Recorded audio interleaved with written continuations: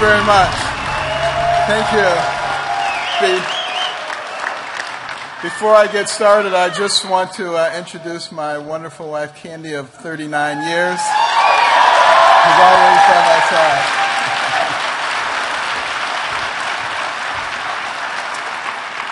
Well, thank you for that very warm welcome. And I just have a lot to say, so I'm going to go pretty quickly here.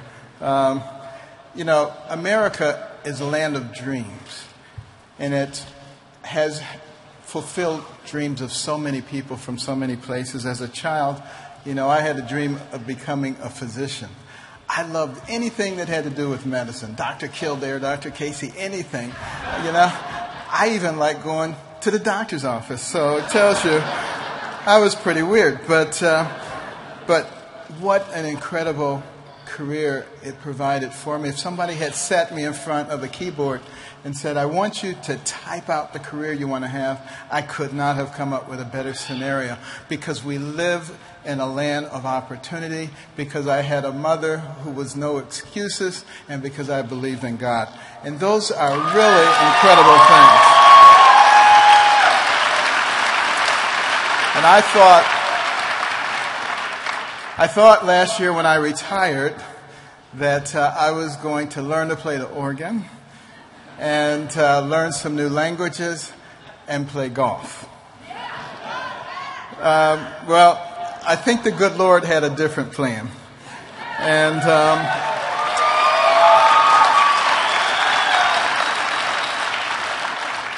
I'm not sure what the culmination of that plan is, but I am having a good time, and Candy is having a good time as we go all over the country. Red states, blue states, north, south, east, west. Enormous, enthusiastic crowds coming out, and it's like they're saying, you mean there's somebody else with common sense? I'm not the only one. You know? Well, here's the good news. The majority of people in this country have common sense. The problem is they have been beaten into submission. You know, the PC police and all these people, and people are afraid to speak up for what they believe.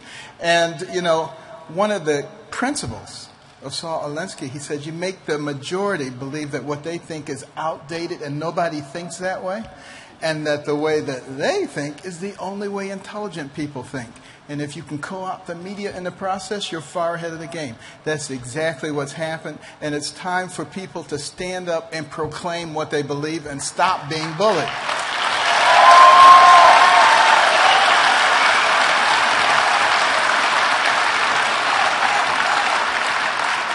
You know, one of the most wonderful things, you know, people say, don't you miss medicine? Well, I miss what medicine used to be. I don't miss what it has become, but I do miss the patients. But the good thing is, I've operated on so many thousands of patients, there's virtually nowhere that I go that I don't get to see some of them. So it is actually a wonderful thing to be able to get involved in people's lives. The most important thing they have is their health care. And that is the reason that we need to fight to make sure that that stays in their hands and not in the hands of the government.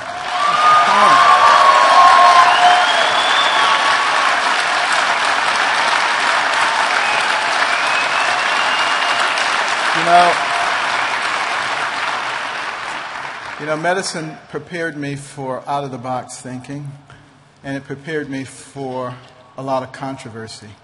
You know, I got involved in doing new procedures, and, there were some people who didn't like that very much. But I'll tell you the difference. In medicine, we actually talked about it. We talked about the differences. We talked about the evidence and the facts. And when the facts were shown, people made adjustments. Unfortunately, that does not happen in the political world, because you're dealing with ideologues. They don't care how many facts you show. They just believe what they believe, and they want to keep doubling down on it. And the only people who can stop them are us, the American people. This is where it lies. Now, as you know, I am not a fan of political correctness. I hate political correctness. I will continue.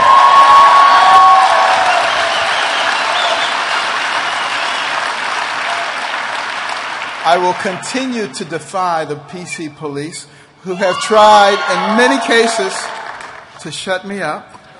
You know, I actually find them pretty amusing, you know. I mean, I still believe that marriage is between a man and a woman. And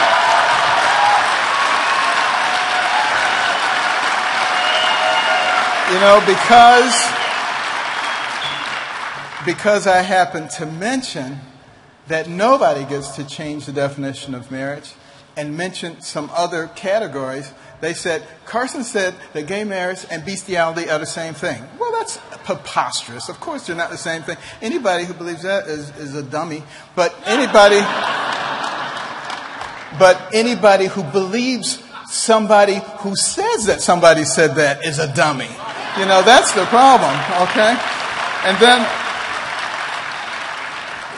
of course, gay people should have the same rights as everyone else, but they don't get extra rights. They don't get to redefine marriage.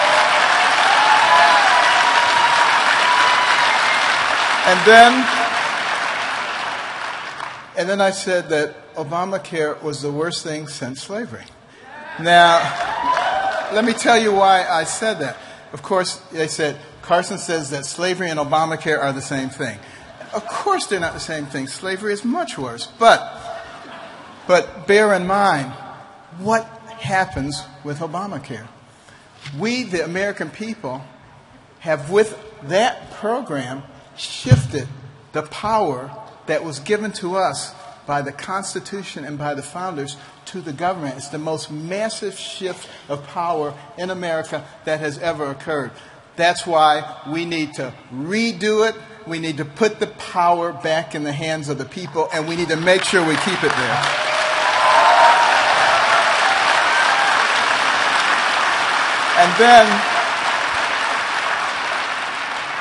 And then recently, I said that in Nazi Germany, people did not believe in what Hitler was doing. Most of them didn't.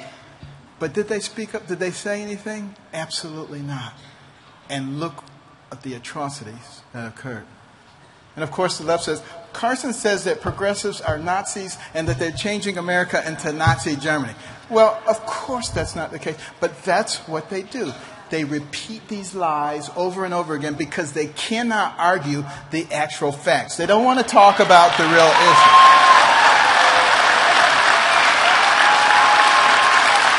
And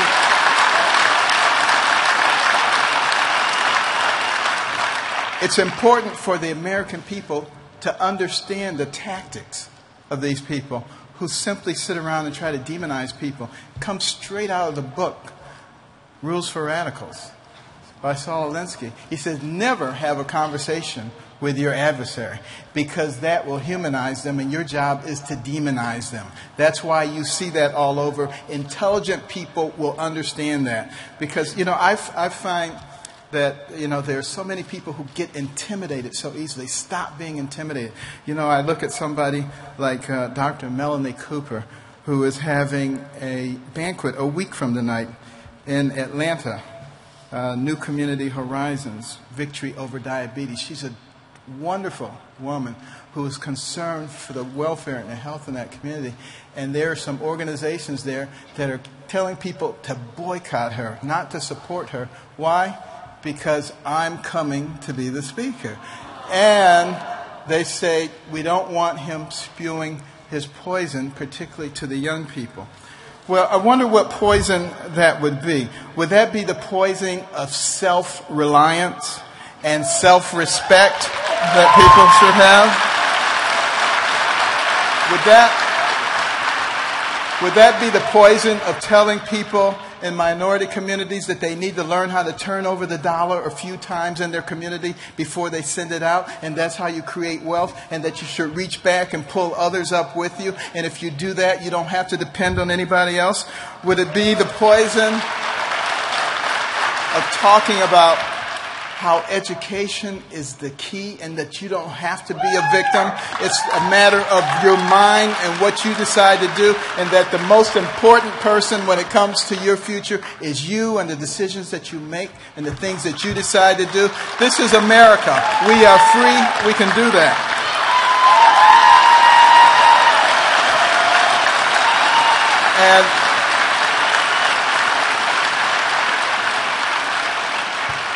And most importantly, would it be the poison of putting what God says in front of what any man says? Think about that.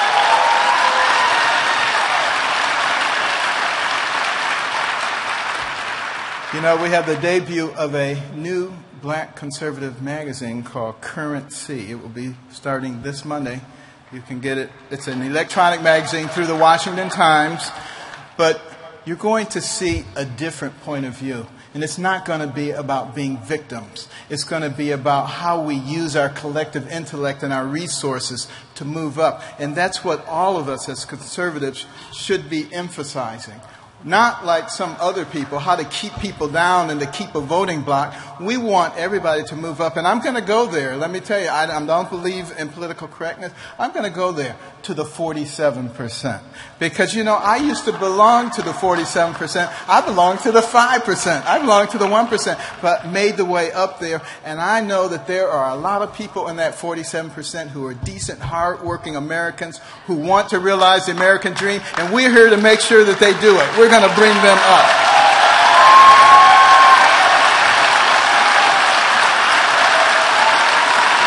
And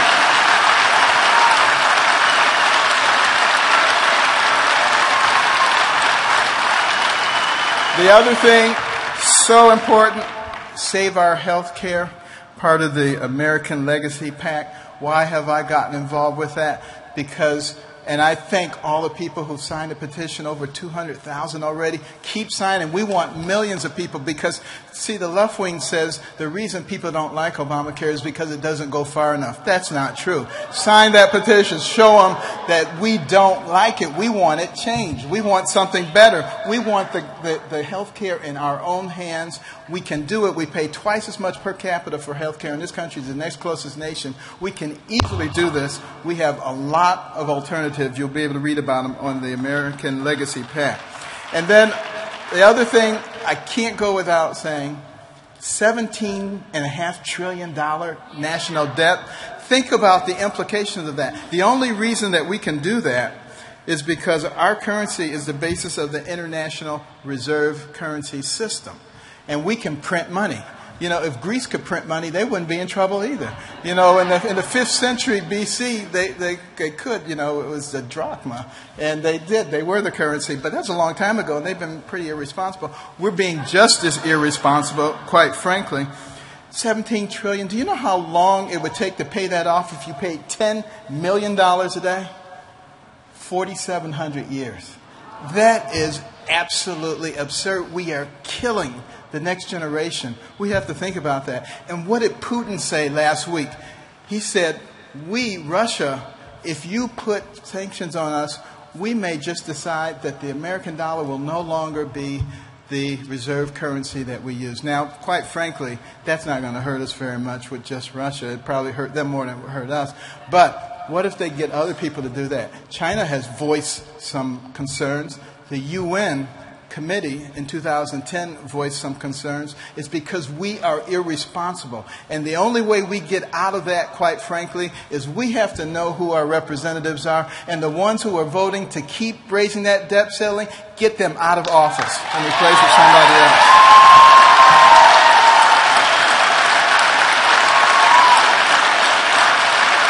And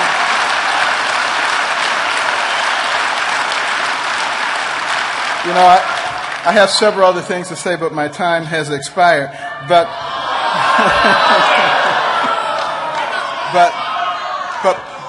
one of the things that is so important for conservatives, the ship is about to sail off of Niagara Falls, and we're all going to be killed. And we got a bunch of people looking over the side of the ship, and they're saying, but there's barnacles on the side. We got to get the barnacles off. Forget about the barnacles. We got to get the ship turned around first. And, you know, when we get through with the primary season, if your person hasn't won, and you can call them whatever you want to call them, you can call them a rhino, you can call them a teabagger, you call them whatever you want. Vote for them, okay? We need those people, okay? We need them.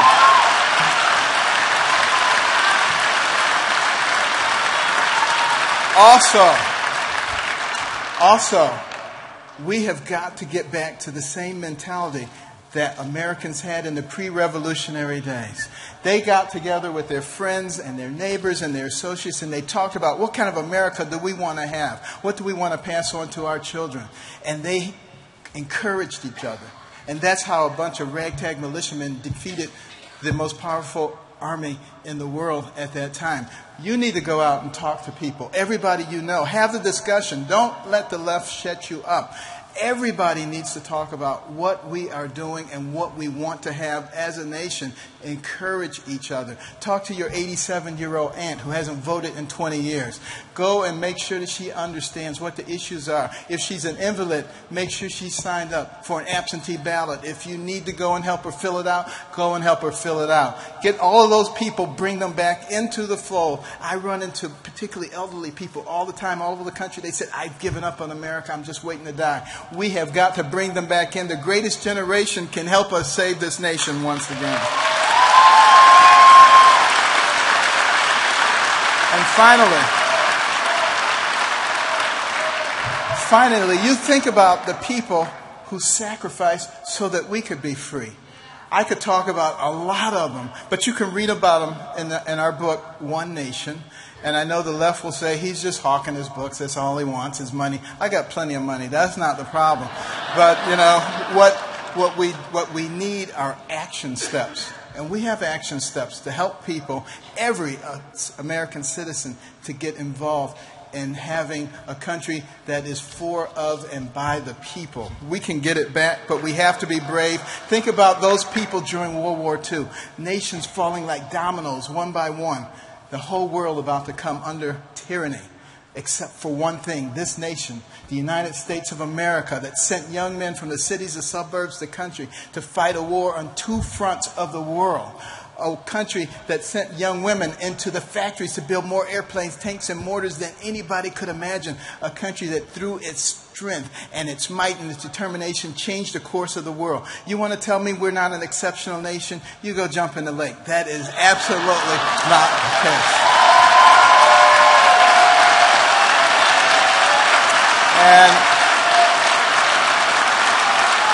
And it's not...